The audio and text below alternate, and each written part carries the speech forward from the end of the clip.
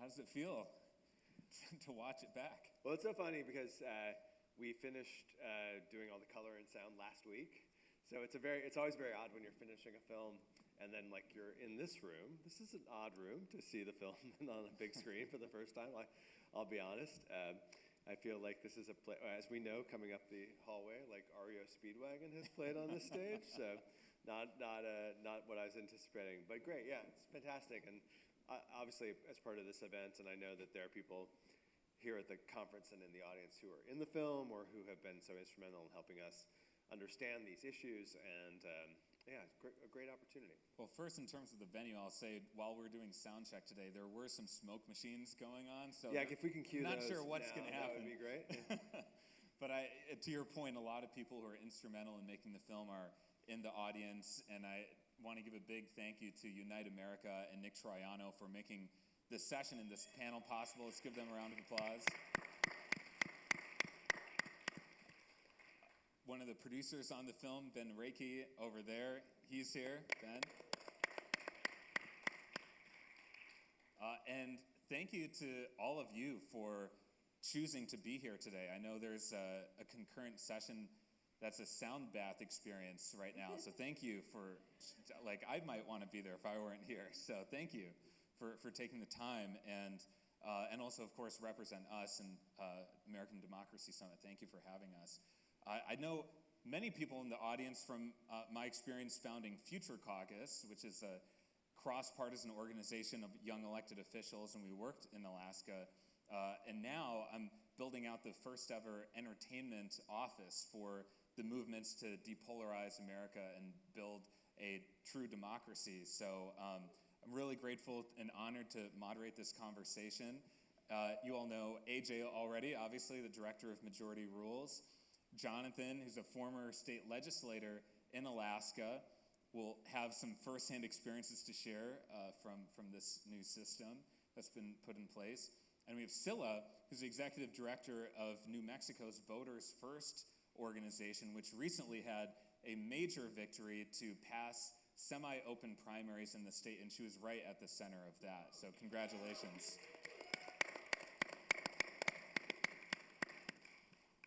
AJ, I want to ask you the first question because, as you mentioned in your opening, you talked about how you've done political documentaries in an earlier part of your career. You felt cynical. You wanted to have nothing to do with this space again. And from our conversations, I felt like you were trying to surface a kind of ethos in our politics that's more human, the retail side of politics that's people connecting with people about the issues in their local communities, how representatives in the government can actually address those problems. And then this project kind of maybe brought you back into that mindset. So talk about how this film impacted you personally. Did you feel like you were connecting with some of the early inspirations that you had to do political documentaries in the first place? Yeah, I mean, I have a very, I grew up in Southern Illinois, and my family was friends with the late Senator Paul Simon, who wore the bow tie. And, the thing about knowing someone who was a successful first congressperson and then senator was just knowing somebody who was in the community, who was going out and interacting with people, having like these one-on-one conversations, trying to find out what people cared about. And so I always had this sense of like retail politics as being something that is kind of romantic to me. And I think that going through the 2011 campaign, where we made a film called Caucus in Iowa, and you had a candidate, Rick Santorum, who was literally, he was camping out in Iowa in a way that he was going to meetings of 8 people, 12 people, and just talking until everybody's questions were answered. And meanwhile, Mitt Romney was coming in like, maybe every other month, and just kind of barnstorming in these big events. And it was kind of what made me cynical in 2016, not just on the Republican side with Donald Trump, but on the Democratic side, the 2 major candidates, both Hillary Clinton and Bernie Sanders, were doing these major events that were not retail politics. And so the more I was learning about what was happening in Alaska, and that you see in the film, and if you have had a chance to see the feature version of Majority Rules, and hopefully if not, you'll see the version that's going to come out later this year that we're updating. It's not just Kathy Giesel, the more conservative Republican who challenged Lisa Murkowski, Kelly Shabaka. She was going door to door in like very rural parts of Alaska. And some of the stuff we've been able to film this year, I don't know, Lisa Rice, are you here? Lisa Rice, who went to every ward in Washington, D.C., and went door to door, knocking on doors that people hadn't had their door knocked on, to tell them about what reform could look like in Washington, D.C. So it wasn't just about candidates who were able to have this kind of retail politics, but someone like Lisa who was spurring a change in how Washington, D.C. could vote, to tell individuals like, this is how you can do it. That gives me hope. That gives me hope. Because we're completely, I feel like, have been disconnected from our representatives and from people who want to make our system better. And to think that like there are people out there who are going to be empowered, encouraged. You know what? You have to go to someone's door. And you can't ignore someone if they're not the same party as you. You have to find what is the common ground between you and that other person to get them to say like, okay, I know you're not going to rank me first, but rank me second. Yeah. That to me is so powerful and so hopeful about what our politics can be. It changed not just how I felt about making political films, but even in the midst of an election result last year that I didn't particularly care for, it still makes me hopeful because I think that there is a system out there that we can all rally behind that can change the way we talk to one another. Yeah, I love hearing that because that style of politics is something I deeply believe in my heart. And also what you're speaking to is the way you reach out to voters in the primary system. This is what Nick Troiano calls the primary problem. I ran for office in my home state of Wisconsin. Thanks for the Wisconsin shout out in the film. By the way, that library you depicted, I spent many hours studying there at the University of Wisconsin. Such a good day in that library, yeah. Madison, Wisconsin, great town. But, as I campaigned, it was very clear that you're not incentivized to reach out to every voter.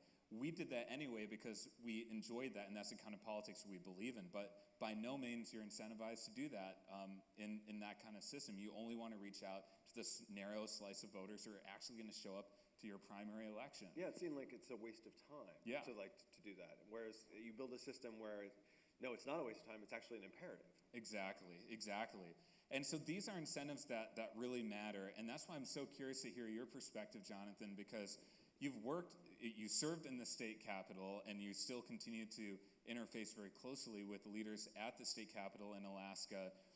Bring us behind the scenes of leading up to the 2022 election, how representatives were starting to behave a little bit differently, and then after the reform passed, how did those conversations change? Well, first, I think the film perfectly and accurately captures the reality in Alaska, so it's incredibly well done. And there's so much nuance, and I just felt like it really hit a bullseye.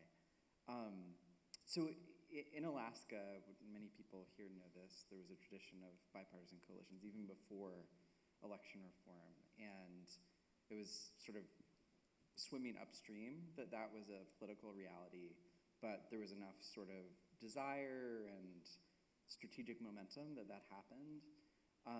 And that was sort of one of the contributors to the election reform initiative moving forward, because this great collaborative sort of political process was happening, but sort of despite the structure instead of because of the structure. And so you have Scott Kendall and others sort of catalyze this reform. And the first election in which we had open primaries RCV was the year I was leaving the legislature. But I was watching a lot of my colleagues basically recalibrate how they were approaching the governance process because the incentives had shifted. And before the initiative passed, I think the way I would relate a lot of my colleagues in Juneau as sort of acting as, especially Republicans working with Democrats, Republicans generally, well, being the numeric majority party, it was sort of like somebody who maybe, forgive the sort of uncouth metaphor, but like maybe hadn't come out of the closet. It was like extremely guarded and like in the shadows. And after the passage of the election reform, everybody is just sort of feels comfortable being their true selves in terms of not having to fear primary election retribution. They can sort of be loud and proud and collaborative, and they can work with Democrats when they want to, or disagree with Democrats when they want to, and it's a real sea shift. And so I think like one of the aspects of election reform that's really powerful is not only it changes who wins, and the median voter and the majority public opinion is accurately represented, which is a massive and positive shift, but there's also these second-order governance effects that I think are actually underappreciated, because when you change the incentives around the election system, the incentives around governance correspondingly change, and they correspondingly change for the better. So you get this like amazing twofer, and you're watching that play out in real time right now in Alaska. And what you're talking about is so interesting because it connects to what AJ was saying about having a more human politics, because what you're saying is in Alaska with this new system, people feel more comfortable just being themselves, being who they truly are. And as I worked with young legislators, that was one of the interesting conundrums they would face is, do I just truly be myself and risk losing office, and many of them actually did lose office, or just kind of toe the party line, do what's actually incentivized, which is often not in the public interest. And so people often hear about this primary reform as very either quixotic or very technical, but actually what you're saying, it's very human. It's allowing people to truly be themselves in politics. And Sila, I'm curious, with this recent victory we had in New Mexico, and you had to pass this through the state legislature, which is different than a lot of other stories and many other activists who are here who do it on a ballot referendum like in Alaska. What are you hopeful for in New Mexico, and what are some of the lessons learned that you can share with everyone here in the New Mexico story? Definitely. So just to those who don't know, we just finished our legislative session in the state of New Mexico. It ended in March, and we successfully passed a semi-open primaries bill, which is not the same as the Alaska model by any means. Before this reform, we had closed primaries just like Alaska did, and now under the new semi-open system, independents can choose which party's ballot to vote with without having to register as a member of that party. We had been at this for 10 years. So our organization, New Mexico Open Elections, was founded in 2015. And up until my hire, which was about 3 years ago, we were completely volunteer-based. We had a bill and a sponsor, and we would just show up to the legislature and hope that something good happens. And as any good reform starts that way, once we had funding and capacity and staff and volunteers and staff to mobilize the volunteers, we were able to form a coalition, which was huge because this needed to be a community and statewide effort rather than being a New Mexico Open Elections effort alone. And so that was a huge game changer for us. We had, kind of like Alaska did, we had our New Mexico Native Vote organization, we had the Common Cause of New Mexico, the League of Women Voters of New Mexico, the New Mexico Asian Family Center, and the list goes on and on. We had 22 partnering organizations. We had 5 killer sponsors. I think that made a huge difference through the past, 10 and 3 years that I've been involved in. We were building lots of relationships, and a coalition does not get built overnight. It took me like 3 years to get to where we were, and it also took us that long to build relationships with legislators, particularly with leadership in the House and the Senate. We are a Democrat majority state, so we really had a lot of pressure on Democrats, on moderates, on progressives, on anyone in the middle of any of those spectrums. And we had a lot of pressure on the Republicans in our state because not many Democrats agreed with us.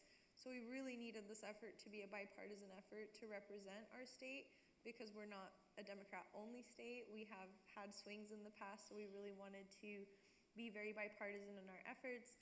And like any good bill, if it's supported bipartisan and opposed bipartisan, you know that that's a good bill, and that's what we had. Unfortunately, the New Mexico GOP did come out in opposition of our bill multiple times, multiple years, but this year it was a little bit more feisty because we had a real shot of getting something passed, and we did. So we still passed bipartisan, not as bipartisan as I would like, but it was definitely like the creation of a coalition, and we also created a C4 this year or last year to be able to lobby unlimitedly, because a 501c3 can only lobby X amount percentage, and so a C4 can lobby unlimitedly, and that made a huge difference for me to be able to be at the Roundhouse every single day from 8 to midnight sometimes, waiting for committee to start and end. I'm sure you know what that's like. It's not fun, but it was only 60 days, so yeah, those two things made a huge difference for us to be able to make a difference. And speaking of lobbying, and you mentioned just some of the politics surrounding the final vote, I'm guessing there's some legislators who had to take a pretty courageous vote on this. And so let's just say, hypothetically, there was a documentary filmmaker who came to New Mexico. His name is AJ, just hypothetically. And the key with a good documentary is to find a good character who had to confront something that's deeply personal and emotional to ultimately do something important. What's the story that you would want to tell from the New Mexico experience of your own experience lobbying with legislators, but people who had to truly confront a difficult choice? I think that the New Mexico House of Representatives leadership probably had the most hard time. Kind of like how people in the movie were saying, we got the same exact arguments against our bill, which was like only Democrats should pick Democratic candidates, only Republicans should pick Republican candidates. And being in leadership, being part of the system, and having the system bring you to where you are, which is in leadership in the House of Representatives, I think, they have always supported us, which was amazing, but this year we genuinely asked them to take the next step and say, yes, we know you're going to vote yes, thank you so much, but will you please prioritize this bill this year? And they said yes. Wow. And I think that would have been that story. Jonathan, do you think this reform would have passed had it gone through the Alaska State Legislature? Or No. It would not have? Oh, no. No. Zero chance. When I was in the House, I was chairing the committee that had elections oversight, because, again, there was this bipartisan coalition in the House. But the Senate, I mean, you heard from Kathy in the film. A lot of people who are now supporting the reform, I think there's just a lot of skepticism. It was a massive change to everything everybody had really ever known. I think everybody assumes party primaries are just, the same as gravity. It's just like the way things are. And so legislatures are sort of inherently conservative, hidebound institutions. And it'll be amazing the day that election reform, like top to bottom in this sort of comprehensive way originates from a legislative process. But there's no chance.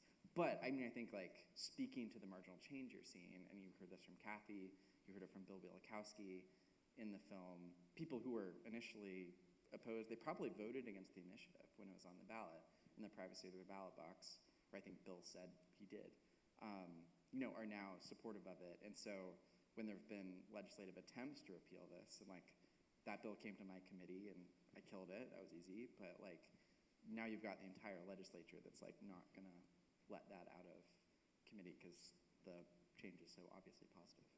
Yeah, that's interesting. I think like as more time goes on in Alaska and then now New Mexico and in other states, more and more people, the general public, will start to feel the impact of having open primaries or semi-open primaries. And I've always been interested in what's the real tipping point. And so I'm going to go back to AJ on this question because one thing that you didn't fully go into in your introduction is that in addition to doing political documentaries, you've also produced some of the most iconic music videos, including in the 1990s of major rock bands. The one that I think you actually got to have a front row seat into seeing how culture changes like a wave in America was you produced the Blink-182 All the Small Things video. And here's the metaphor I'm just going to draw out for political reform, is what happened that year in 1999 was a movement that was just beneath the surface, which was a pop-punk movement, suddenly was seen by a critical mass of people in America. And that music video that you produced was on MTV every single day. And for the people here who are millennials and older, you know what I'm talking about when I say TRL on MTV. This music video was everywhere. And suddenly the culture is different, and it's changed. And I think for many of us in this room, we're feeling like this pro-democracy movement, the political reform movement, is a movement whose time has come, and it's ready to truly be part of the zeitgeist in America. What can you draw from your experience doing music videos and being at the cusp of some of these major cultural changes that you might apply to what we're trying to do in the pro-democracy movement? I think I can answer that in two ways. One is that, yes, what you said is true, and I am still shocked when I go to, I'm a big baseball fan, when I go to a baseball game and they play All the Small Things. Yeah. 25 years later, and everyone is singing along. And I remember the first time I heard it, and just like the idea that that song that I had some hand in bringing to the culture is still a huge part of the culture is shocking to me. I would have never have guessed. So I think we never know when the moment is there, when the moment is coming. We do our best, we work hard, and then sometimes it latches on and it changes. But I think what you just talked about is this sense of, and it's talked about, Rob Ritchie talks about it in the film, other people talk about it in the film. You get to a point where you forget that it wasn't the way it was. It's like you forget that there was a time when everyone didn't know all the small things. You forget, you and I live in California. We vote in a system where we have an all-candidate ballot. I think if you ask a lot of people in California, like, when did that start? They'd be like, it's always been that way. I've always had an all-candidate ballot. It's not exotic, it's not unusual. Of course I have the opportunity to research every candidate from every political party, and I get to choose. That's in my hands, that's my right. And I think that that's where we have to get to a point where for everyone feels that way, where it's just natural. Why wouldn't you have that? Why would you pay as a taxpayer for a primary where you were limited or eliminated from participating, even though you're paying for it? So I think that's the first part of it. Second part of it is, what is it about music? What is it about baseball? What is it about going to the movies?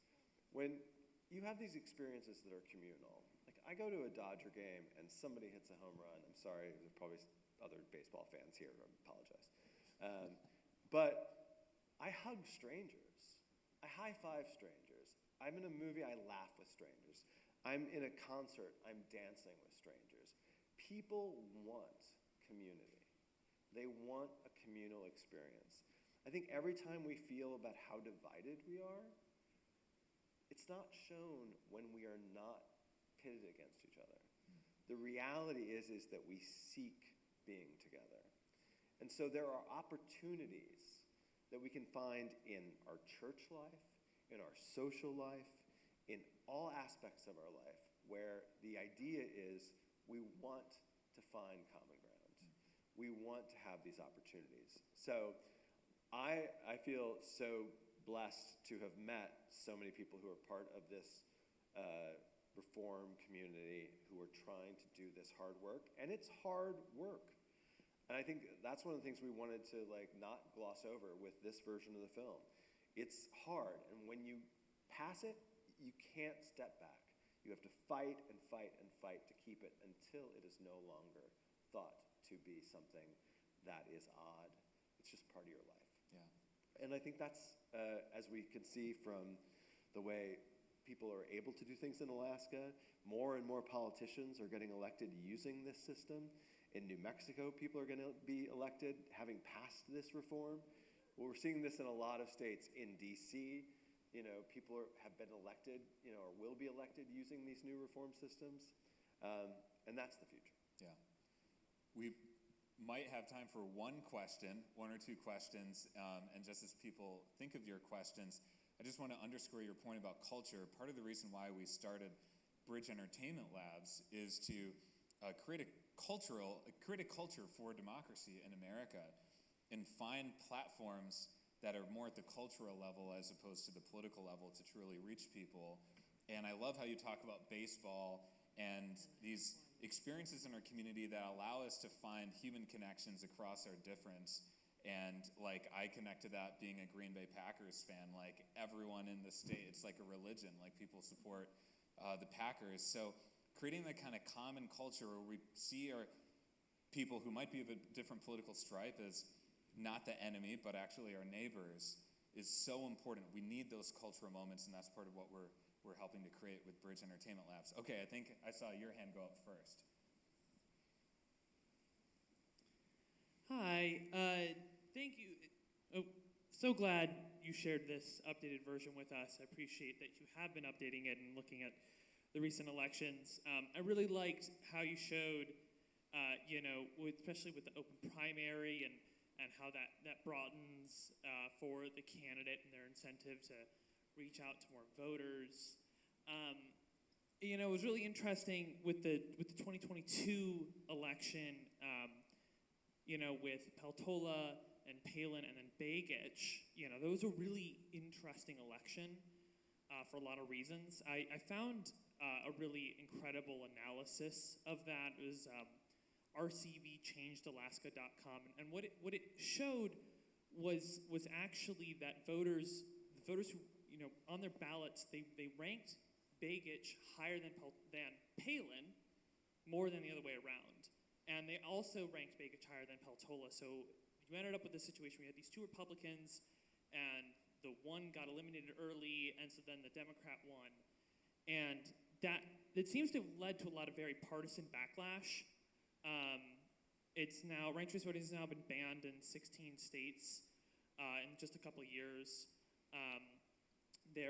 It got rejected at the ballot box for 6 statewide campaigns, and most importantly in Alaska in 2024, two Republicans advanced to the general election, and so the party had signed, every Republican had signed this agreement that if more than one advances, they drop out. So one drops out, another Republican advances, they drop out too. And we're just a little short on time, so if you Okay. get to the question. Okay. Yeah. that would be great. So my question is just like, we've seen this very partisan backlash, and like, should we consider other alternatives that maybe haven't been banned or maybe don't have some of these a similar kind of issue like star voting or approval voting or even a different way of tallying ranked ballots? Should we consider some other alternatives? I mean, I think there are plenty of different systems that you can look at and try to use. I think one of the things that happened with, certainly Nick Begich after 2022 believed in a system in which was more of an approval system, right? But the reality is he won. I mean, he won in 2024 using the exact same system that he lost under in 2022. And both of those elections were reflective of what was happening more largely within the culture. So in 2022, Democrats did better than people sort of expected them to do. And Mary Peltola was battling a more well-known candidate in Alaska who was more divisive. In 2024, it was a system in which, or election in which Republicans did not just good in Alaska, but much better across the country than even people expected them to do.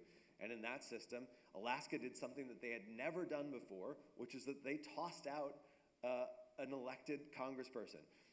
Alaska had never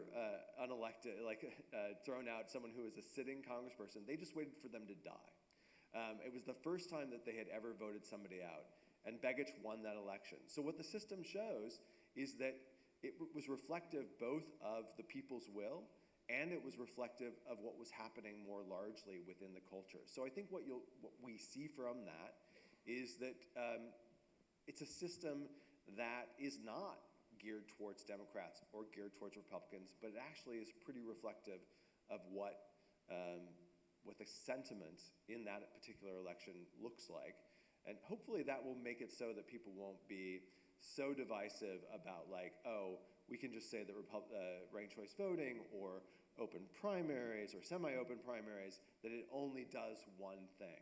But I don't think anyone in the room thinks that there's only one solution. And I think it's important for activists and local groups. And as we say in the film, every state can decide for themselves. They can experiment and they can figure out the best way to move forward. So thanks for your question. Thank you.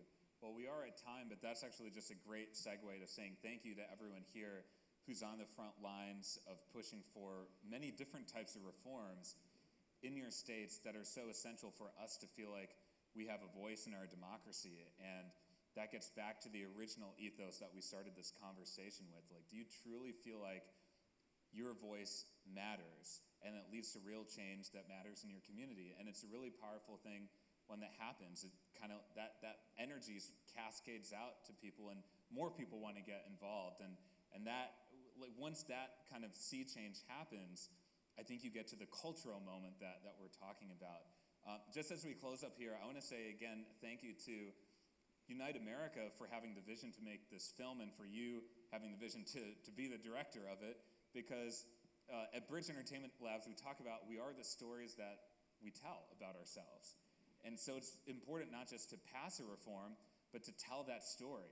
And if you do it in a format like this, where we get to sit in a theater and watch it together, that in itself is a communal experience, like we're talking about. So really grateful and honored to be a part of this conversation. Would love to get this film out there as much as possible. We'll be hanging out afterwards if you want to have more conversations. But thank you again, and let's give a big round of applause to our whole panel. Thank you. And I should just say that I believe the film, someone correct me if I'm wrong, I believe the film is now, this version of the film is now up on YouTube. So you can share that right now with folks. If you think there's somebody who should see it, you want to host a group to show it. It is out there in the world, absolutely free. Did you say free? I said free. All right. Thank you all.